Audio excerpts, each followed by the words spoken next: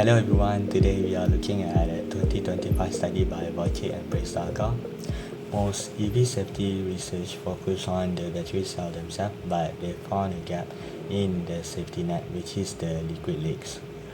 Modern EVs use liquid to keep battery cool. If that coolant leaks or if rainwater get in, it can cause a massive fire. To fix this, they created a system using a special light sensing cable and a smart AI program.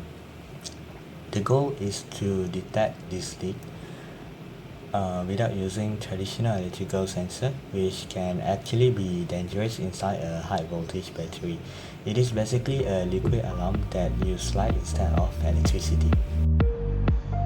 The clarity of this research was excellent. The authors set specific goals: find a leak in 5 minutes, hit 80% accuracy, and keep false alarms under 2%.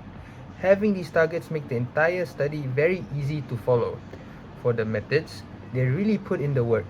They didn't just stay put in lab, they drove a test car for 6 months, gathering 140 million data points. This is a major strength because it proves the sensors can handle the vibrations and the bumps of a real-world roads, showing the tech is physically tough. However, we found some severe flaws. First, they only tested a 12-volt system. Real EVs use around 400 to 800 volts, which creates way more heat and electrical noise. We don't know if these light sensors can stay stable in those intense environments. Plus, for small leaks, it took 35 minutes to trigger an alarm. In a battery emergency, 35 minutes is just too slow. Moving to the data, the author admitted that the sensor is blind when the car is still, so they only track data when the car is moving. However, the 0% false alarm rate is a bit suspicious.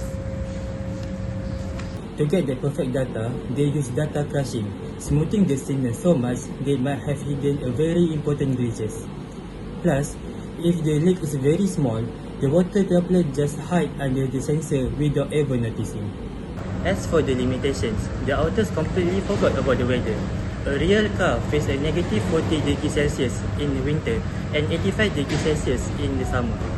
This makes the oil become thick and thin, which confuses the AI. Finally, the sensor gum. Over 20 years, bit of plastic and old oil will break down and coat the sensor. Since the AI only known a clean battery, it will mistake this dirt as permanent leak, causing an engine light that you can't turn off. Despite the flaws, this study is actually a big deal. Such as EVs superfast, batteries now must be done in cooling oil, and all cooling methods just can't keep up.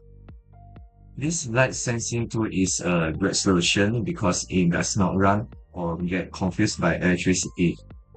Additionally, the AI runs on cheap, basic microchips, making it affordable for car companies to actually use.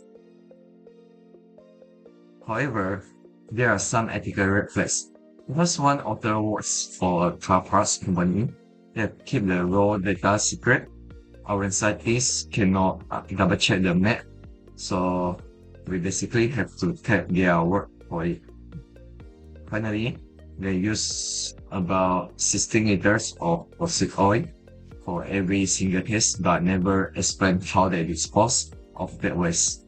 If we are building green cars, the research behind them should be green too. To finish up, what do we think of this study? Honestly, the idea is great. Using light instead of wires to find leaks makes everything a lot safer. And a 6 months driving test showed the sensor can actually handle real roads. It's even being patented for real-world use. But there's a big difference between their goals and what they actually did. They talk about big car batteries but only tested a tiny 12 volt once.